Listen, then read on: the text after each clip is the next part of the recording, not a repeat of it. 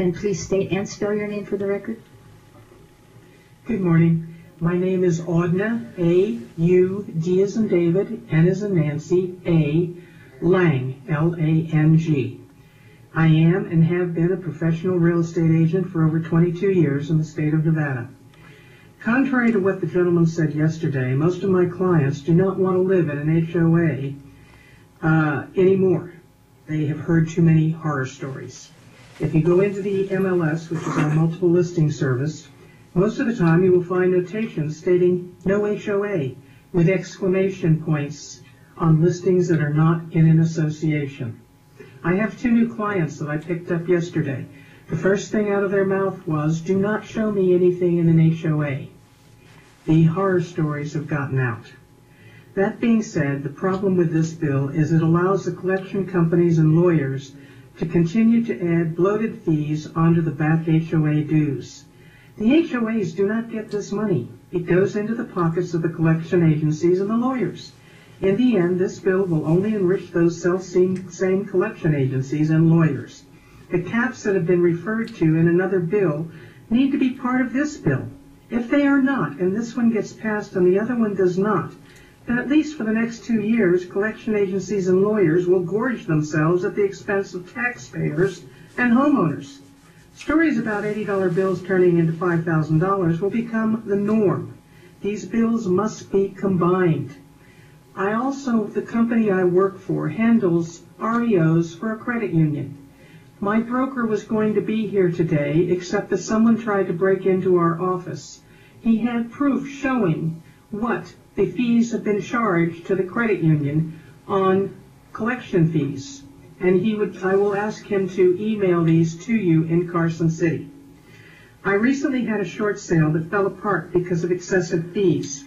The bank would not authorize payment of over $5,000 in back dues and fees. The buyer did not feel it was their responsibility, and the seller did not have the money. If it had only been the dues, the bank would probably have allowed it out of their proceeds.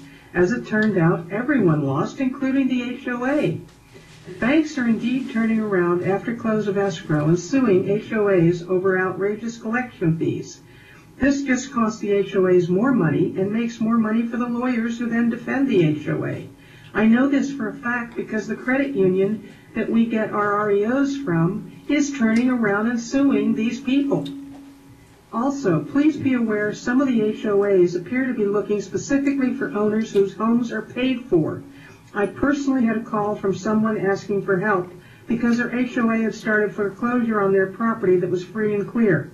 They had not even put a lien on another home that the owner was thousands of dollars in arrears. That owner filed bankruptcy and they never recouped anything. The party that called me was about $600 in arrears due to being out of work. This particular HOA also tried to demand that they pay an additional 6 months in advance or they would not accept payment. And yes, there was a lawyer involved.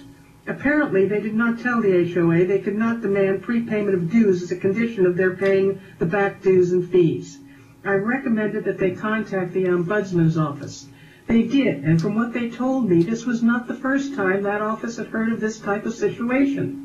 In all fairness, this bill needs to address not only harassment of a board member by a homeowner, but harassment of a homeowner by a board member. If you talk to every real estate agent in the state of Nevada, I am sure you would hear that we have all had calls from our clients detailing such actions on the part of board members. Everything from sexism, racism, familial status, etc. has been perpetrated by boards on homeowners and renters. Look, I'm not saying homeowners are angels, any more than I'm saying that board members are angels. This is a two-way street. There is right and wrong on both sides. I am saying they both need to be protected equally. Finally, the provision regarding the real estate division and the commission needs to be eliminated or changed drastically. They are overworked people down there doing a very hard job. And if you do not, you will find that not only will the real estate division's authority be questioned, but it will also be undermined. You will have to hire additional investigators for the commission to redo the same investigation the real estate division already did. In the meantime, there will be a logjam between the division and the commission. Nothing will get done in a timely fashion, which will only exacerbate the situation. Please combine any bill that will limit excessive collection fees with this bill before it is brought to the floor. If you do not, and this bill gets passed and the other one does not, it will be a disaster. Thank you for your time. One more thing. I fully support Senator O'Donnell. I know what has been going on out at Paradise Spa. A lot of us have known for many years. The place has become more run down every year because this one person literally controlled it and never let money be spent to take care of things. Thank you for your time. Thank you, Ms. Lang. And the panel, we heard reference also from Troy and Adna. If you could help us understand, because we don't know if it was RAO or REO, would you tell us what that is, please? It's a repossessed property. Thank you. Thank you. And then Senator Koenig. Thank you, Madam Chair. Ms. Lang, in listening to all of the testimony that really only deals with the collection part of it, which is about 5% of the entire bill, one thing that I think may be helpful is it was written with the intent that it would be following the new regulations that are being set by the commission that got passed in December, but as you know, the governor has put all regulations on hold. Now, we do understand that he is allowing for any of them that have to do with money issues to possibly be released, so we're sort of appealing it, I guess, and requesting permission so that those regulations can take effect immediately. Right now, they're on hold. So even if my collection bill does not pass, which I'm sure in some form that it will, because all of us legislators feel pretty passionate about getting those collection fees under control. We do believe, at least I'll speak for myself, I believe they're egregious. So we need to get those under control. But even if it doesn't pass, you have the protection of the regulations that did pass once we can get the governor to release those. So there are safeguards in place. So that said, this section was written with those passed. We've been working on this for a year, so when we wrote this, the regulations were passed. And so we expected that those reasonable fees were already capped.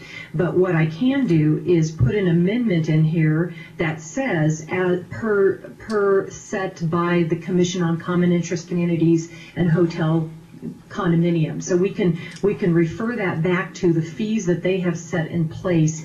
I've got to get with legal to see how that can do, but I just want to put everybody at ease about that particular area, because the fees have already been voted on by the commission, and you may not agree with what they put in there, but most people do agree with it. So thank you. Excuse me, Senator, thank you very much. But the problem is a very simple one.